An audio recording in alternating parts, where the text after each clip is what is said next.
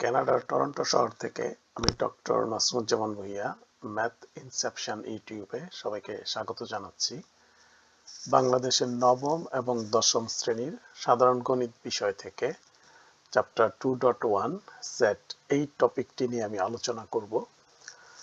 আলোচনার সুবিধার্থে আমি কয়েকটি পার্টে আমার ডিসকাশনটা ডিভাইড করব। তো আজকে আমরা প্রথম পর্বটি দেখব। তো প্রথমেই আমরা আলোচনা করতে পারি যে আসলে সেট বলতে আমরা কি বুঝি। যে কোনো বাস্তব অথবা কাল্পনিক বস্তু বা বস্তু সমূহের সংগ্রহকে সেট বলে। তার মানে সেটের মধ্যে আমাদের বাস্তব বস্তু থাকতে পারে বা কাল্পনিক কোনো বস্তু থাকতে পারে, এমনকি কোনো বস্তু নাও থাকতে পারে, যেটা আমরা পরে দেখব। যেমন এখানে দুটি সেট আছে, এর উপাদানগুলি 1, 2, 3 এগুলোকে বলা হয় উপাদান অথবা সদস্য, ইংরেজিতে বলে এলিমেন্ট। তো এর সদস্যগুলো হচ্ছে 1, 2 এবং 3 এবং এরা একই ধরনের সদস্য, মানে সবাই পূর্ণ নাম্বার বা পূর্ণ সংখ্যা। বি আর একটি সেট যেখানে সদস্য হচ্ছে 4টি, এ, বি, 3, 5। তাহলে এখানে দেখা যাচ্ছে যে সদস্যগুলো সবাই একই ধরনের না। যেমন এখানে আছে আমাদের ইংলিশ লেটার আর এখানে আছে হোল নাম্বার। সো ওরা সেম টাইপের সদস্য থাকতে পারে বা ডিফারেন্ট টাইপের সদস্য থাকতে পারে।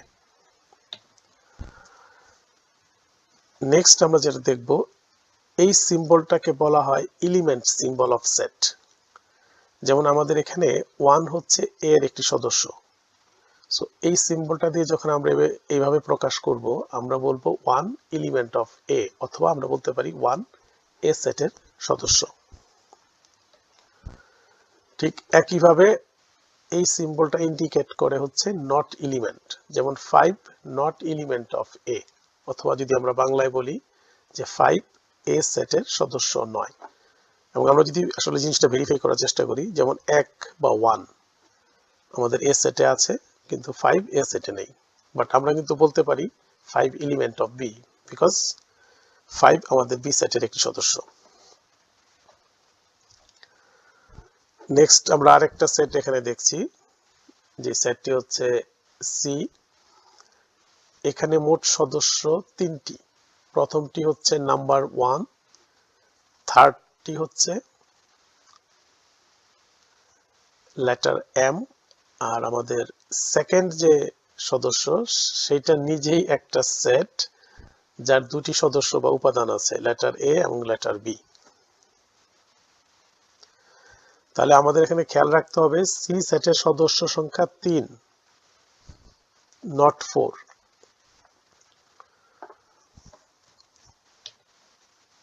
তাহলে একইভাবে আমরা উপরে যেভাবে বলেছি একইভাবে এখানেও বলতে পারি 1 element of C, set A B element of C, M element of C. Now এখন আমরা যে কোশ্চেনটা করতে পারি, A element of C, is it true? Answer হবে A not element of C, কারণ আমরা যদি সি সেটটিকে দেখে নিই, এখানে এলিমেন্ট আসলে 3টি, 1 set A B and M. So A এই সি সেটের সদস্য নয়, কিন্তু আমরা এটা বলতে পারি যে A element of set that contains A and B. So আমাদের এ হচ্ছে এই সেটটির সদস্য, কিন্তু মূল সেট সি এর সদস্য নয়। আমাদের এই ধারণাটা ক্লিয়ার রাখতে হবে। সেট প্রকাশ পদ্ধতি, দুই ধরনের পদ্ধতি আছে সেট প্রকাশ করার জন্য। একটা হচ্ছে তালিকা পদ্ধতি আর একটা হচ্ছে সেট গঠন পদ্ধতি। তালিকা পদ্ধতিতে প্রতিটি সদস্য বা এলিমেন্টকে সেকেন্ড ব্র্যাকেটের মধ্যে কমা দিয়ে সেপারেট করে লেখা হয়। এখানে সবগুলো সদস্যকে উল্লেখ করতে হবে। যেমন আমরা যদি একটা সেট এখানে এ দেখি, যার এলিমেন্ট হচ্ছে 2, 3, 5, 7, 11, 13, 17 and 19। সেট গঠন পদ্ধতি, এখানে আমরা প্রতিটি সদস্য বা এলিমেন্টকে আমরা উল্লেখ করব না, সদস্যগুলোর একটা সাধারণ বৈশিষ্ট্য আমরা উল্লেখ করব। যেমন এই সেটটাকে যদি আমরা দেখি, এটা আসলে কি হচ্ছে যে মৌলিক সংখ্যাগুলির একটি সেট যেখানে এলিমেন্ট হচ্ছে লেস দেন 20। সো এটাকে যদি আমরা গঠন পদ্ধতিতে প্রকাশ করতে চাই তাহলে আমরা বলতে পারি set A contains x where, এই সিম্বলটাকে আমরা where বা বাংলায় আমরা যেখানে বলতে পারি। সো x অথবা আমরা such that এটাও বলতে পারি x যেখানে x একটি মৌলিক সংখ্যা এবং x less than 20। তাহলে এই সাধারণ বৈশিষ্ট্য দিয়ে কিন্তু আমরা এই সবগুলো নাম্বারকে রিপ্রেজেন্ট করতে পারি। বা এখানে আমরা যদি চাই আমরা বলতে পারি x less than equal to 19, that also correct। তো আমাদের একটা জিনিস মনে রাখতে হবে, মৌলিক সংখ্যার সংজ্ঞানুসারে 1 কিন্তু মৌলিক সংখ্যা না, এটা আমাদের মনে রাখতে হবে। মৌলিক সংখ্যার সংজ্ঞানুসারে 1 মৌলিক সংখ্যা না।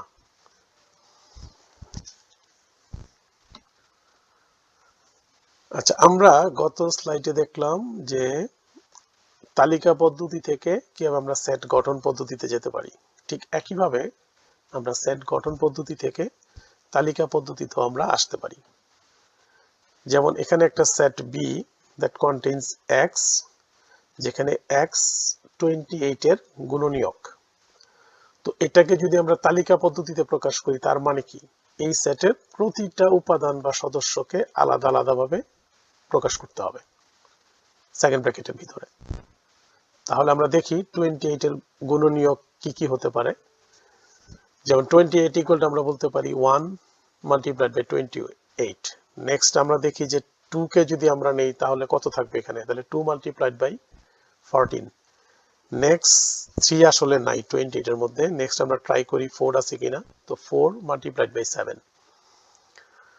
নেক্সট 5 নাই, 6 ও নাই, 7 অলরেডি এখানে আছে। আর এর চেয়ে বড় কোনো গুণনীয়ক আসলে 28 এর মধ্যে নাই, যেমন 8 9 10 এগুলি আসলে থাকবে না। সো আমরা কি কি গুণনীয়ক পেলাম যদি ক্রমানুসারে আমরা সাজাই, 1 2 4 7 14 28। তাহলে আমাদের 28 এর গুণনীয়কগুলো হচ্ছে এই নাম্বারগুলো। তাহলে আমাদের সেটটা কি হবে যে b ইকুয়াল টু 1 2 4 7 14 28। এটাকে আমরা সেকেন্ড ব্র্যাকেটের ভিতর কমা দিয়ে প্রতিটা এলিমেন্টকে প্রকাশ করব। তাহলে এটা হয়ে গেল আমাদের তালিকা পদ্ধতি যেখানে সবগুলি এলিমেন্টই এখানে আছে। এখন আমরা কিছু বিশেষ ধরনের সেট দেখব, সসীম সেট, অসীম সেট এবং ফাঁকা সেট। সসীম সেট হচ্ছে যেই সেটে একটি নির্দিষ্ট সংখ্যক সদস্য বা উপাদান থাকে। যেমন এখানে এ একটি সেট যার 3টি সদস্য আছে 1 5 10। সো এই সংখ্যাটা নির্দিষ্ট, এখানে এক্স্যাক্টলি 3টি উপাদানই আছে, এর বেশি না। এখন সসীম মানে হচ্ছে যে নাম্বার অফ এলিমেন্ট ফিক্সড থাকবে, সেটা হতে পারে 1 মিলিয়ন বা 1 বিলিয়ন, স্টিল ইট ইজ সসীম সেট। আর অসীম সেট হচ্ছে যেখানে অসীম সংখ্যক সদস্য বা উপাদান থাকবে। যেমন একটা এক্সাম্পল হতে পারে যে স্বাভাবিক সংখ্যার সেট ক্যাপিটাল এন, যেখানে কি হয় আমাদের 1 2 3 এরকম যতগুলি পূর্ণ ধনাত্মক সংখ্যা আছে সবগুলি সংখ্যাই সেখানে আছে। সো এই সেটটার আসলে কোনো বাউন্ডারি নাই, আমরা ডান দিকে অসীম সংখ্যক উপাদান এখানে অ্যাড করতে পারি, কাজে এটা আমাদের একটা অসীম সেট। ফাঁকা সেট হচ্ছে একটা বিশেষ সেট যেখানে আসলে কোনো উপাদান সংখ্যা থাকবে না, উপাদান সংখ্যা হবে 0। এটাকে প্রকাশ করা হয়, এটা একটা ড্যানিশ সিম্বল যেটাকে বলে ওরি, এটা দিয়ে প্রকাশ করা হয়, অথবা সেকেন্ড ব্র্যাকেট দিয়ে, শুধুমাত্র একটা এমটি সেকেন্ড ব্র্যাকেট পেয়ার দিয়ে এটাকে প্রকাশ করা হয়। উপসেট, যদি একটি সেটের প্রতিটি উপাদান অন্য একটি সেটে বিদ্যমান থাকে তবে প্রথম সেটটিকে দ্বিতীয় সেটের উপসেট বলে। তার মানে হচ্ছে আমাদের প্রথম সেটের সবগুলি উপাদান দ্বিতীয় সেটে থাকবে, এর বাইরেও আমাদের দ্বিতীয় সেটে আরো অতিরিক্ত উপাদান থাকতে পারে। যেমন আমরা যদি এক্সাম্পল দেখি, যেমন এ সেটে 1 এবং 2 আছে, বি সেটে 1 2 3, সি সেটে আবার 1 2, ডি সেটে 1 4। আচ্ছা, এই সিম্বলটাকে বলা হয় সাবসেট। সো এটা মানে হচ্ছে set A is a subset of B, অথবা এ বি সেটের একটি উপসেট। তাহলে এখানে যদি আমরা দেখি এ সেটের উপাদান ছিল 1 এবং 2, এবং এই দুটো উপাদানই বি সেটে আছে, পাশাপাশি বি সেটে আরো এক্সট্রা উপাদান আছে। সো সেটা থাকতে পারে, কাজে আমাদের এ হবে বি সেটের একটি সাবসেট বা উপসেট। ঠিক এ কিভাবে এ সেট সাবসেট অফ সি, তাহলে আমাদের এ সেটের যে দুটি উপাদান 1 এবং 2, এক্স্যাক্টলি সি সেটেও 1 এবং 2 আছে, প্লাস এখানে আর অতিরিক্ত কোনো উপাদান নাই। কাজে আমাদের উপসেটের সংজ্ঞা অনুসারে কি হচ্ছে, এ সেটের সবগুলি উপাদান সি সেটে যদি থাকে তাহলে আমরা এ কে বলবো সি এর subset. So exactly same number of element আছে, অতিরিক্ত কোনো এলিমেন্ট নাই। যদি অতিরিক্ত এলিমেন্ট থাকেও যেমন বি, সেই ক্ষেত্রে এই ডেফিনেশন ট্রু।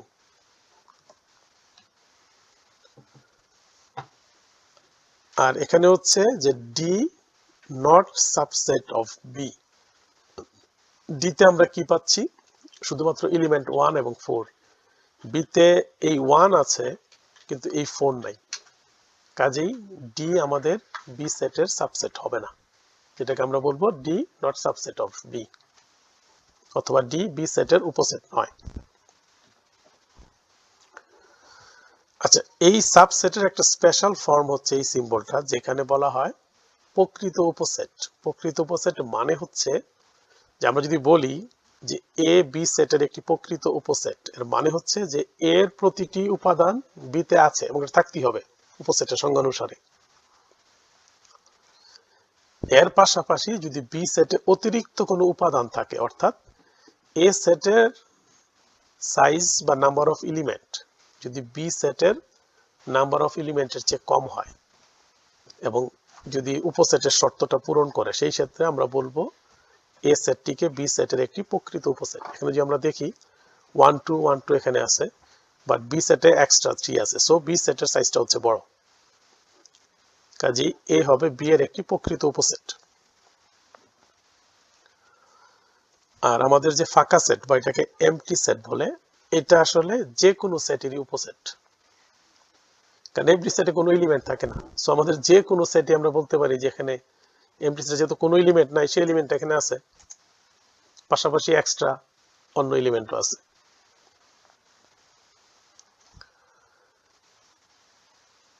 সেটের সমতা মানে দুটি সেট কখন সমান হবে।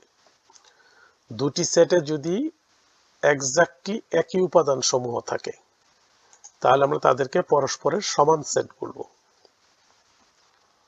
এখন আমাদের মনে রাখতে হবে যে দুটি সেটে যদি এক্স্যাক্টলি একই উপাদান থাকে, তারপরেও কিন্তু আমরা একটি সেটকে আরেকটি সেটের উপসেট বলতে পারি।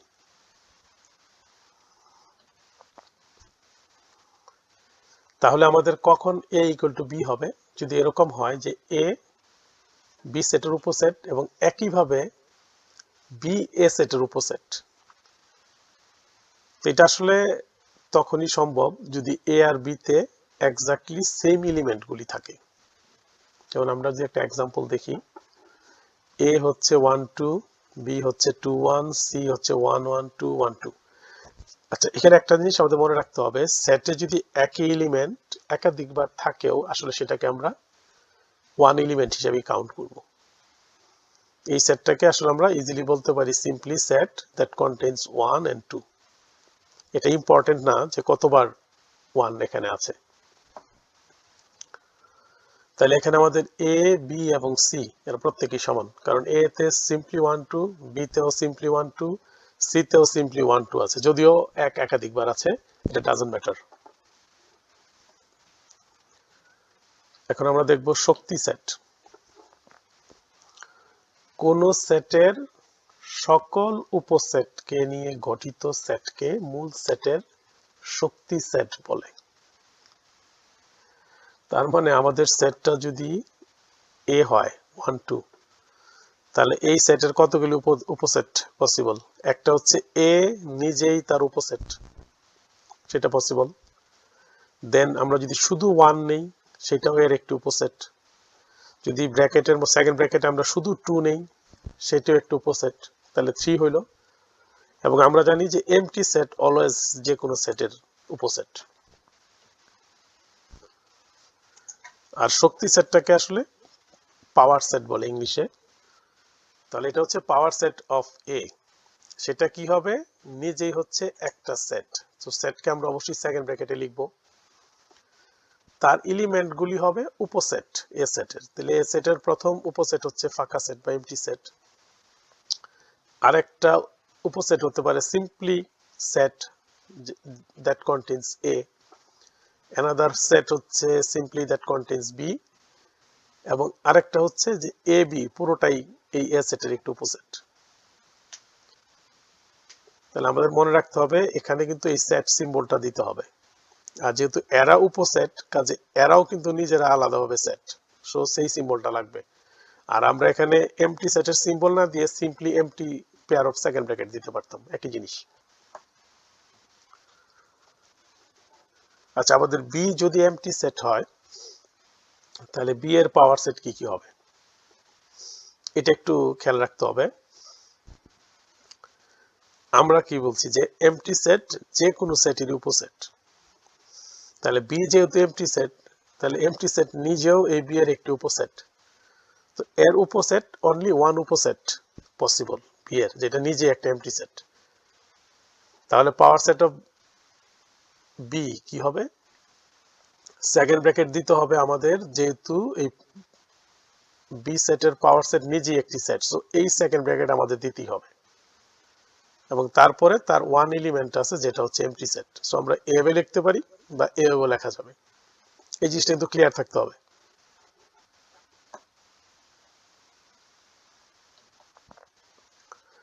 মূল সেটের উপাদান সংখ্যা যদি n হয় তাহলে দেখা যাবে যে শক্তি সেটের উপাদান সংখ্যা হবে 2 টু দি পাওয়ার n।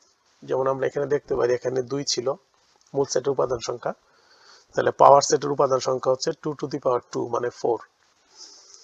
এখানে নাম্বার অফ এলিমেন্ট 0 ছিল, কাজে পাওয়ার সেটের এলিমেন্ট হবে 2 টু দি পাওয়ার 0 মানে 1। এই যে জাস্ট আমরা 1 উপাদান পেলাম, যেটা নিজেই একটা এমটি সেট।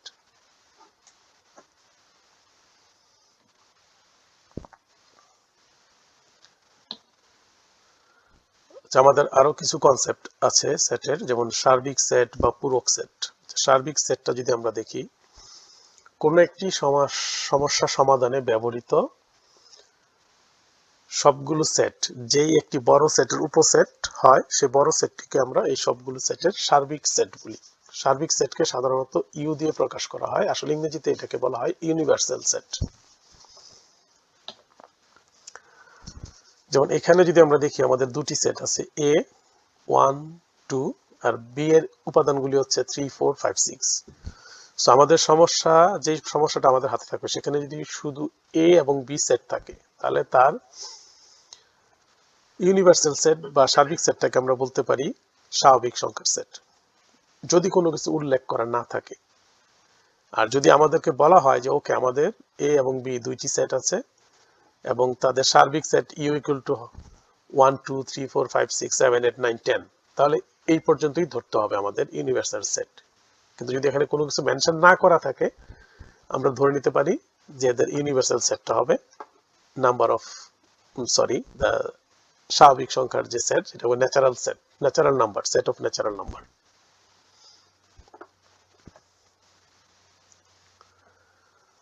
পূরক সেট, পূরক সেটটি আসলে সার্বিক সেটের সাথে সম্পর্কযুক্ত।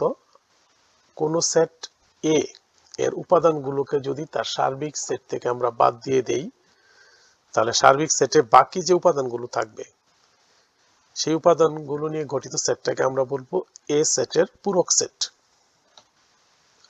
যেমন আমাকে যদি কখনো বলা হয় যে এ সেটে আছে 1 2 3 এবং তার ইউনিভার্সাল সেট বা সার্বিক সেটে আছে 1 2 3 4 5, তাহলে আমরা যদি এর পূরক সেটটা বের করতে চাই, তার মানে আমার এই 1 2 3 এই উপাদানগুলিকে এখান থেকে বাদ দিতে হবে। দিলে আমার যে বাকি উপাদানগুলো থাকবে 4 এবং 5, তাহলে সেই উপাদানগুলোকে নিয়ে যে সেটটা গঠিত হবে সেটাকে আমরা বলবো এ সেটের পূরক সেট। এটাকে সাধারণত এ প্রাইম অথবা এ কমপ্লিমেন্ট, পূরক সেট আসলে কমপ্লিমেন্ট সেট, তাহলে কি হচ্ছে, আমরা এই ইউনিভার্সাল সেট থেকে আমরা 1 2 3 বাদ দিলাম, তাহলে আমাদের 4 5 থাকছে। তাহলে এ সেটের পূরক সেট হচ্ছে 4 5 নিয়ে যে সেটটা গঠিত হচ্ছে সেটা।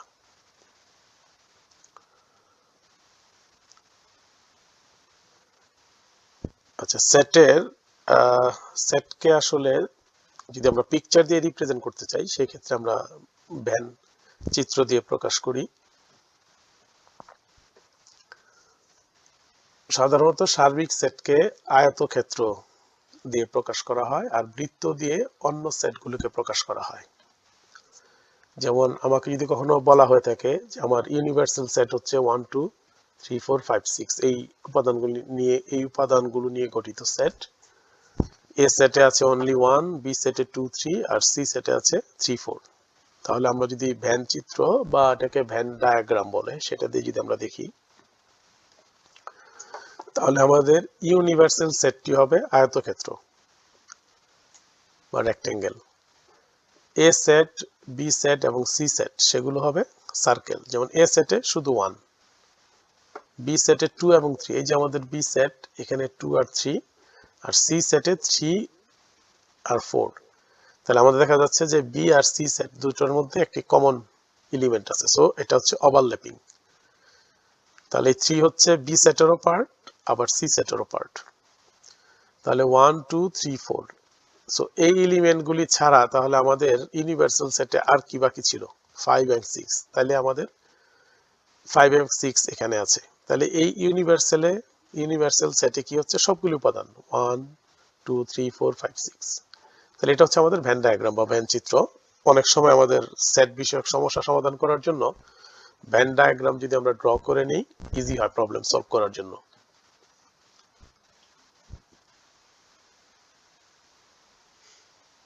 আচ্ছা, আমরা এখন দেখব সেটের অন্তর বা এটাকে সেট ডিফারেন্স, বা বাংলা আমি জানি না সেটের বিয়োগ বলে কিনা।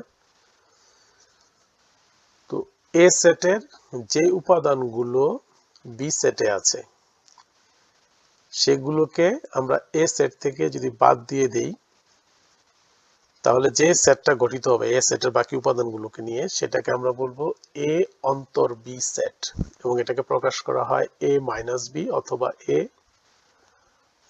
এটা বোধহয় ব্যাকস্ল্যাশ, হ্যাঁ, এ ব্যাকস্ল্যাশ বি। আসলে আমার মনে হয় এক্সাম্পল দিলে জিনিসটা ক্লিয়ার হবে। যেমন আমাদের এ হচ্ছে 1 2 3, বি সেটে আছে 6 2, সি সেটে 1 3, আর ডি সেটে অনলি 5। তাহলে আমরা যদি এ মাইনাস বি করি, তাহলে আমাকে দেখতে হবে সংজ্ঞাটা। এ সেটের যে উপাদানগুলো বি তে আছে, তাহলে এখানে 1 2 3 কি অনলি 2 আছে। তাহলে এ সেট থেকে আমরা সেই 2টাকে বাদ দিয়ে দিব, দিলে যেই সেটটা পাবো সেটাকে আমরা বলবো এ মাইনাস বি। তাহলে 1 আর 3 থাকবে।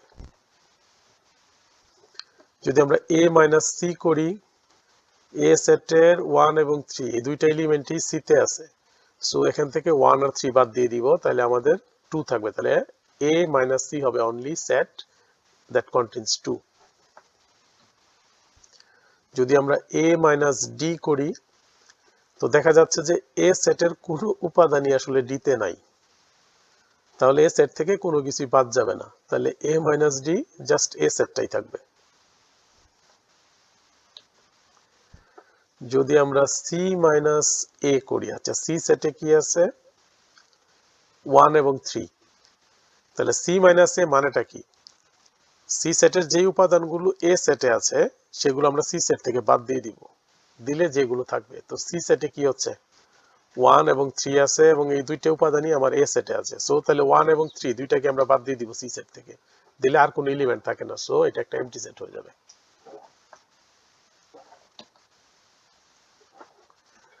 আচ্ছা, আমাদের পূরক সেটের যে definition A compliment or a prime, এটাকে কিন্তু আসলে আমরা সেটের অন্তর দিয়ে রিপ্রেজেন্ট করতে পারি, জাস্ট ইউ মাইনাস এ অথবা ইউ ব্যাকস্ল্যাশ বি বলতে পারি, এখানে যে সিম্বলগুলি আছে।